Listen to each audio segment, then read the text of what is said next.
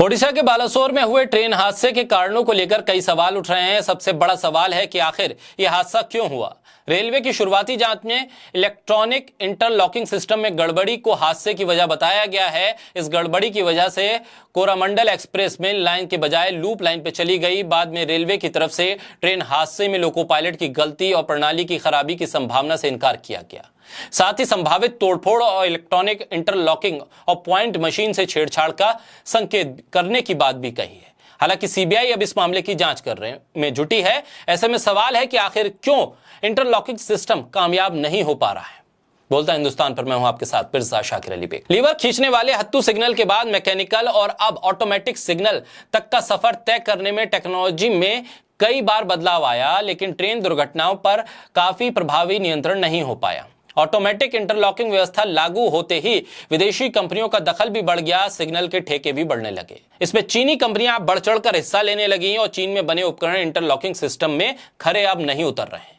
ऐसे में दिवाली पर बाइकआउट करने वाले, चाइनीज झालर का बाइकआउट करने वाले क्या रेलवे के सामान का भी बाइकआउट करेंगे और सरकार से क्या सवाल करेंगे कि आखिर क्यों चाइना की एंट्री रेलवे के इन तमाम उपकरणों में हो रही है, आखिर कैसे चीन इसमें दखल दे रहा है।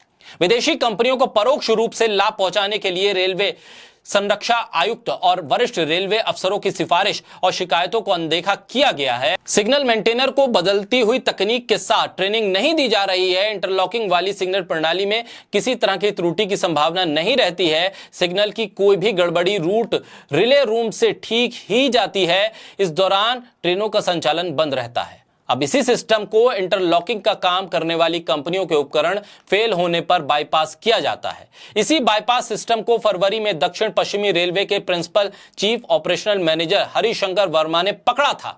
दरअसल 4 से 5 लाइन के स्टेशन पर इंटरलॉकिंग का खर्चा 28 से 35 करोड़ रुपए के बीच होता है। करीब 10 कंपनियां इस क्षेत्र में हैं। इसमें कई विदेशी कंपनियां हैं, जिसमें चाइनीज कंपनी भी है। मैकेनिकल सिग्नल व्यवस्था तक तो भारतीय कंपनी अपने उपकरणों का उपयोग करती थी। ऑटोमेटिक इंटरलॉकिंग में कंपनियां चीन सहित अन्य देशों से उपकरण लेकर आरडीएसओ से प्रमाणित करा लेती हैं। इसमें केवल रिले रूम के उपकरण, लॉजिस्टिक जैसे सॉफ्टवेयर होते हैं। लॉजिस्टिक की लागत करीब 12 करोड़ रुपए होती है। रेलवे इंटरलॉकिंग का ठेका देने वाली कंपनियों को ही लॉजिस्टिक की लागत का 10% सालाना भुगतान करके सालाना मेंटेनेंस का काम भी सौंप देती है। कंपनी को यह काम रेलवे से 10 से 20 सालों के लिए मिल जाता है। उपकरण अधिक फेल ना हो, इसलिए ब्लैक लिस्ट में शामिल होने की स्थिति नहीं बने, इसके लिए कंपनी अपने कर्मचारियों का भी एक सेक्शन रखती है और उनकी भी देखरेख करती है। सिग्नल अनुभाग के सीनियर सेक्शन इंजीनियर और इंस्पेक्टर से संपर्क कर कंपनी में कर्मचारी भी लोकेशन बॉक्स के सिस्टम को बाईपास कराते हैं। वहीं ट्रैक मेंटेनर को सेफ्टी कैटेगरी में होने के बावजूद ट्रेनिंग देने की कोई व्यवस्था नहीं है।